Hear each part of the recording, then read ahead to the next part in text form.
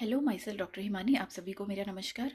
और आज मैं बात करूँगी गाउट पे। तो गाउट में क्या होता है कि जिन लोगों को हाई यूरिक एसिड की टेंडेंसी होती है, तो वो यूरिक एसिड आपके जो जॉइंट्स होते हैं, स्पेशली जो बिग टो है, पैर का जो अंगूठा है, उसमें जाके डिपॉजिट होने लगता है।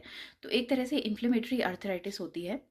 तो ये किन लोगों में होता है? जिन लोग में हाई यूरिक एसिड की टेंडेंसी होती है बेसिकली, या बहुत ज़्यादा ओबीज लोग होते हैं, अल्कोहल ज़्यादा लेते हैं, या फिर वो ऑर्गन मीट्स खाते हैं, रेड मीट्स और सी फूड ज़्यादा कंजप्शन होता है, और डायबिटिक पेशेंट्स हैं या कुछ बीपी के पेशेंट्स हैं जो डायूरेटिक्स यूज़ करते हैं, तो उनमें भी ये बढ़ने की टेंडेंसी होती है।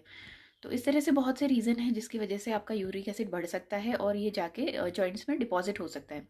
तो बेसिकली बिग टो में डिपॉजिट होता है, कुछ लोगों में एंकल जॉइंट में या नीज में भी डिपॉजिट हो सकता है।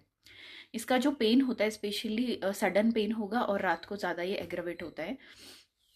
इसमें कौन सी होम्योपैथिक मेडिसिन आप यूज़ कर सकते हैं? नंबर 1 पे आती है कॉल्चिगम। तो कॉल्चिगम में पेशेंट का जो पेन होता है कि बहुत ही सेंसिटिव होता है टच के लिए, और उसको फूड की जो स्मेल्स होती हैं वो इंटॉलरेबल होती हैं साथ में।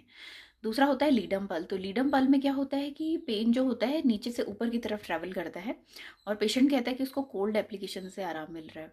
इसके अलावा एसिड बेंजोइक है। एसिड बेंजोइक के पेशेंट में यूरिन बहुत ही बैड स्मेलिंग होती है, क्योंकि यूरिक एसिड के एक्सक्रीशन की वजह से बदबू आती है यूरिन में बहुत ज़्यादा।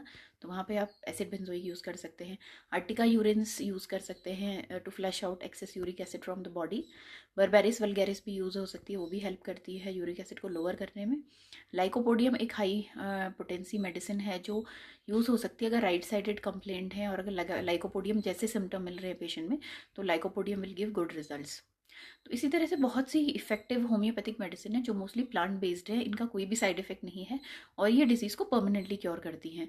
और अगर आपको कोई डाउट है मेडिसिन के रिगार्डिंग, या आप मुझे कंसल्ट करना चाहते हैं, तो प्लीज़ व्हाट्सएप करें, और मेडिसिन हमेशा डॉक्टर की सलाह पे ही यूज़ करें। Thank you.